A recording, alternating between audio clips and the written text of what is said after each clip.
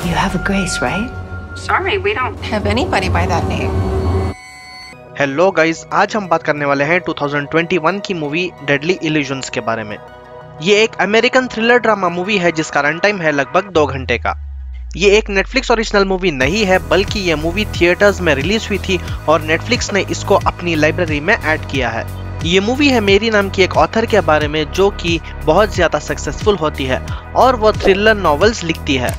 वो अपनी ज़िंदगी में खुश रहती है जब उसकी शादी हो जाती है और उसके 2 बच्चे भी रहते हैं। वो राइटर्स ब्लॉक का शिकार होती है जहां पर ऑथर्स को ये समझ नहीं आता कि वो अपनी नॉवेल्स में आगे क्या लिखें और वो नॉवेल्स को लिखना छोड़ देती है। एक दिन उसे $2 मिलियन का ऑफर दिया जाता है और उसको बताया जाता है कि वो एक नई नॉवेल लिखे। शुरुआत में तो वो उस ऑफर को रिजेक्ट कर देती है, ये कहकर कि वो जब जब नॉवेल्स लिखती है एक अलग इंसान बन जाती है। आगे जाकर उसे पता चलता है कि उसका हस्बैंड डेप्थ में डूब चुका होता है। इसी कारण वो उस ऑफर को एक्सेप्ट कर लेती है और नॉवेल को लिखना शुरू कर देती है। जब वो उस नॉवेल को लिखना शुरू करती है तो रियलिटी और फिक्शन की लाइन धीरे धीरे ब्लर होना शुरू हो जाती है। वो एक बेबी सिटर को हायर करती है उसके बच्चों की देखभाल करने के लिए, ताकि वो अपना पूरा समय और पूरा फोकस उस नॉवेल को लिखने में लगा दे। जैसे जैसे मूवी प्रोग्रेस करती है हमें कुछ सीन्स को दिखाया जाता है जिसे देखकर ऑडियंस थोड़ी कंफ्यूज हो जाती है कि ये सब सच में हो रहा है या फिर बस उस नॉवेल का हिस्सा है। ये मूवी को मोस्टली नेगेटिव रिव्यूज मिले हैं और मेरी सोच भी उनसे कुछ अलग नहीं है। ये मूवी में हमें बहुत सारे ट्विस्ट एंड टर्न्स देखने को मिलेंगे, पर फिर भी वो कुछ इम्पैक्टफुल नहीं होते क्योंकि मूवी में उनका कोई सेंस ही नहीं होता।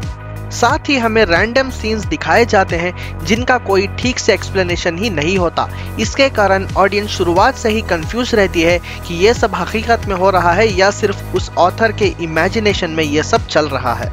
ये मूवी की बैकग्राउंड म्यूजिक ठीक ठाक है जो कि ऑडियंस को थोड़ा बहुत इन्वेस्ट कर सकती है। मूवी की शुरुआत बहुत ही अच्छे तरीके से होती है जिसको देखने के बाद हमें ये लगता है कि क्रिएटर्स ने बहुत अच्छा विजन रखा है ये मूवी के लिए।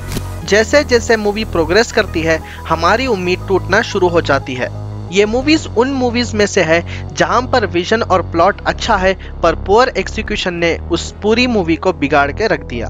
मूवी के बीच में थोड़े बहुत ऐसे सीन्स आते हैं जहां पर आपका थोड़ा बहुत इमोशनल कनेक्शन बिल्ड हो जाता है इन कैरेक्टर्स के साथ, पर उसके अलावा हमें किसी भी तरह का कैरेक्टर डेप्थ नजर नहीं आता। ये मूवी की सबसे अच्छी बात इसकी एंडिंग है जहां पर ऑडियंस के मन में अभी भी बहुत सारे सवाल मौजूद हैं कि असली कातिल कौन है, वो सिर्फ फिक्शन का हिस्सा है या फिर रियलिटी का। ये तो आपको मूवी देखने के बाद ही पता चलेगा।